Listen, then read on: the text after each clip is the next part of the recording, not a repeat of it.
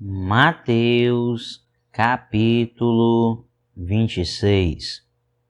Quando acabou de dizer essas coisas, Jesus disse aos seus discípulos: Como vocês sabem, estamos a 2 dias da Páscoa, e o Filho do Homem será entregue para ser crucificado. Naquela ocasião, os chefes dos sacerdotes e os líderes religiosos do povo se reuniram no palácio do sumo sacerdote, cujo nome era Caifás, e juntos planejaram prender Jesus à traição e matá-lo. Mas diziam: não durante a festa, para que não haja tumulto entre o povo. Estando Jesus em Betânia, na casa de Simão, o leproso, aproximou-se dele uma mulher com um frasco de alabastro contendo um perfume muito caro. Ela o derramou sobre a cabeça de Jesus quando ele se encontrava reclinado à mesa. Os discípulos, ao verem isso, ficaram indignados e perguntaram: por que este desperdício? Este perfume poderia ser vendido por alto preço e o dinheiro dado aos pobres. Percebendo isso, Jesus lhes disse: por que vocês estão perturbando essa mulher? Ela praticou uma boa ação para comigo, pois os pobres vocês sempre terão consigo, mas a mim vocês nem sempre terão.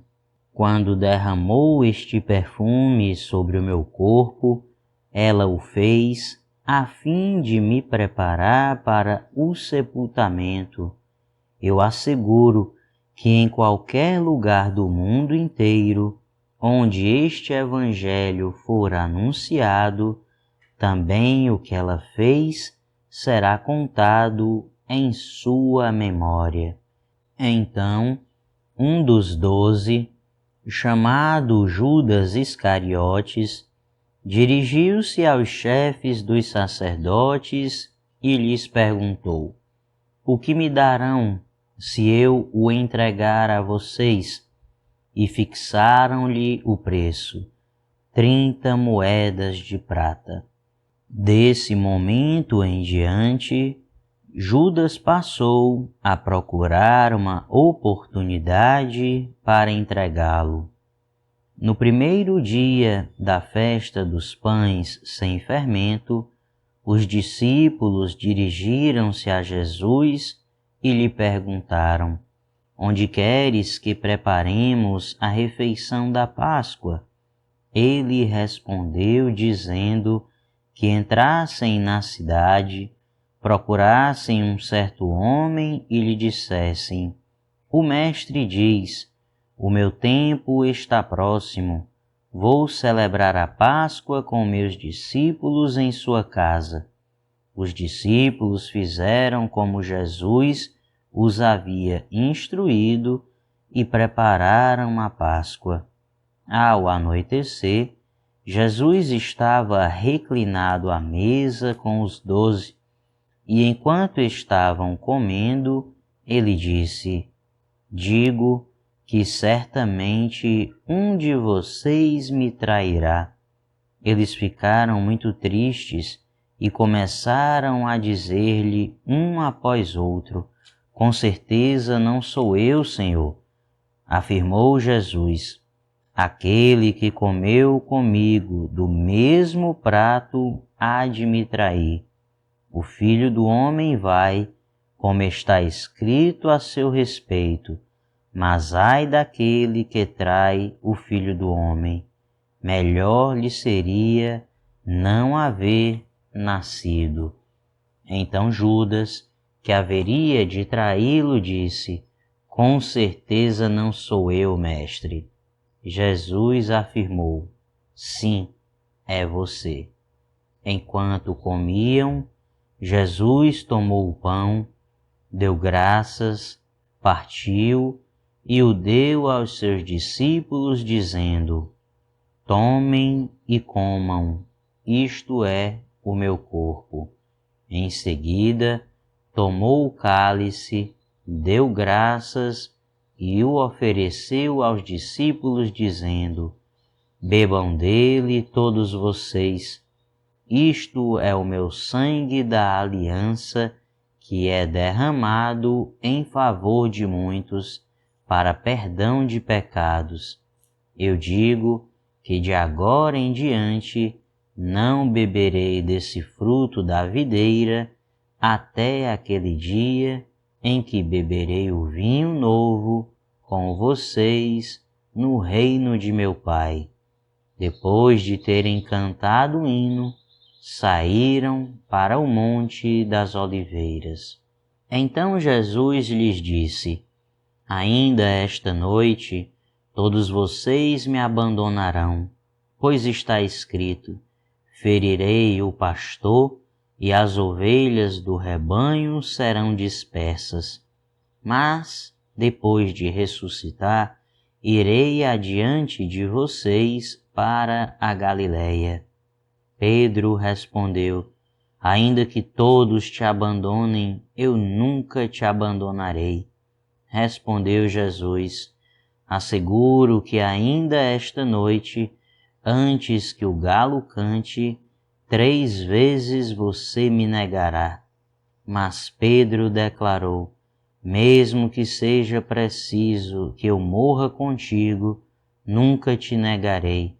E todos os outros discípulos disseram o mesmo. Então Jesus foi com seus discípulos para um lugar chamado Getsêmani e lhes disse: Sentem-se aqui enquanto vou ali orar. Levando consigo Pedro e os 2 filhos de Zebedeu, começou a entristecer-se e a angustiar-se. Disse-lhes então: A minha alma está profundamente triste, numa tristeza mortal. Fiquem aqui e vigiem comigo. Indo um pouco mais adiante, prostrou-se com o rosto em terra e orou: Meu Pai, se for possível, afasta de mim este cálice. Contudo, não seja como eu quero, mas sim como tu queres. Depois, voltou aos seus discípulos e os encontrou dormindo. Vocês não puderam vigiar comigo nem por 1 hora? Perguntou ele a Pedro. Vigiem e orem, para que não caiam em tentação. O espírito está pronto, mas a carne é fraca. E retirou-se outra vez para orar. Meu Pai, se não for possível afastar de mim este cálice, sem que eu o beba, faça-se a tua vontade.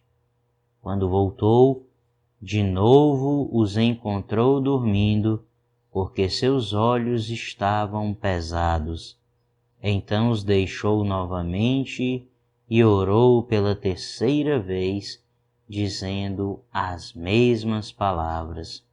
Depois voltou aos discípulos e lhes disse: Vocês ainda dormem e descansam?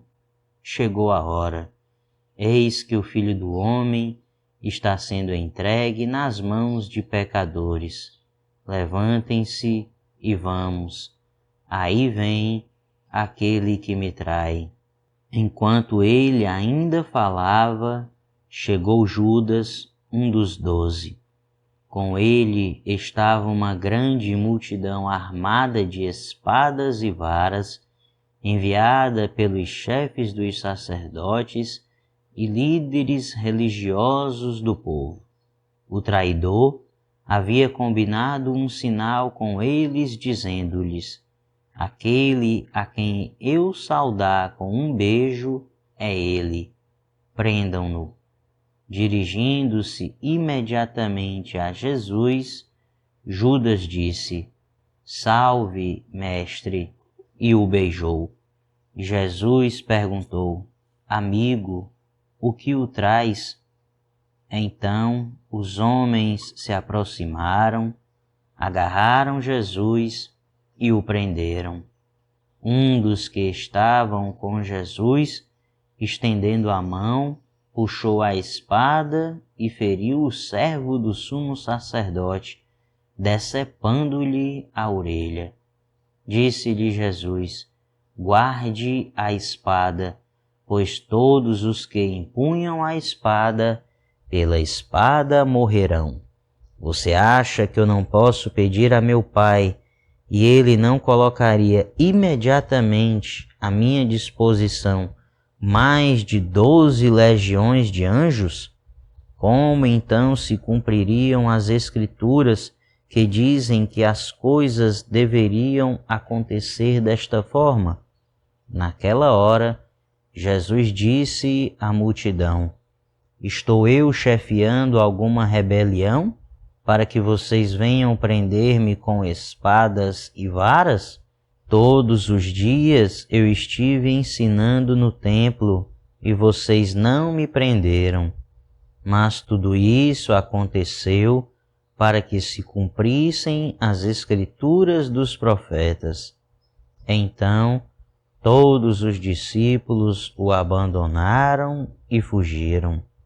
Os que prenderam Jesus o levaram a Caifás, o sumo sacerdote, em cuja casa se haviam reunido os mestres da lei e os líderes religiosos. E Pedro o seguiu de longe até o pátio do sumo sacerdote. Entrou e sentou-se com os guardas para ver o que aconteceria. Os chefes dos sacerdotes e todo o sinédrio estavam procurando um depoimento falso contra Jesus para que pudessem condená-lo à morte. Mas nada encontraram, embora se apresentassem muitas falsas testemunhas. Finalmente, se apresentaram duas que declararam: este homem disse: sou capaz de destruir o santuário de Deus e reconstruí-lo em 3 dias. Então o sumo sacerdote levantou-se e disse a Jesus: você não vai responder à acusação que estes fazem? Mas Jesus permaneceu em silêncio.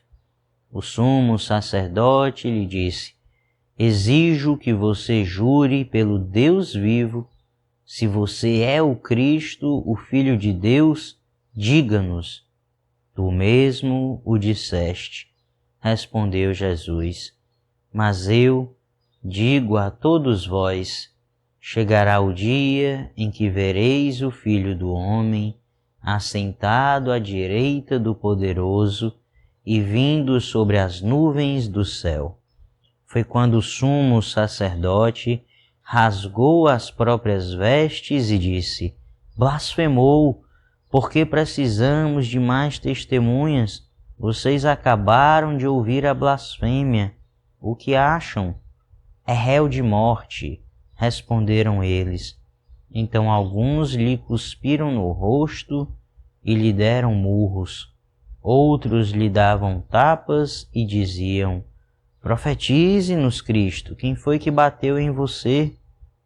Pedro estava sentado no pátio e uma criada, aproximando-se dele, disse: você também estava com Jesus, o Galileu. Mas ele o negou diante de todos, dizendo: não sei do que você está falando. Depois saiu em direção à porta, onde outra criada o viu e disse aos que estavam ali: este homem estava com Jesus, o Nazareno. E ele, jurando, o negou outra vez: não conheço esse homem. Pouco tempo depois, os que estavam por ali chegaram a Pedro e disseram: certamente você é um deles, o seu modo de falar o denuncia. Aí ele começou a lançar maldições e a jurar: não conheço esse homem. Imediatamente um galo cantou.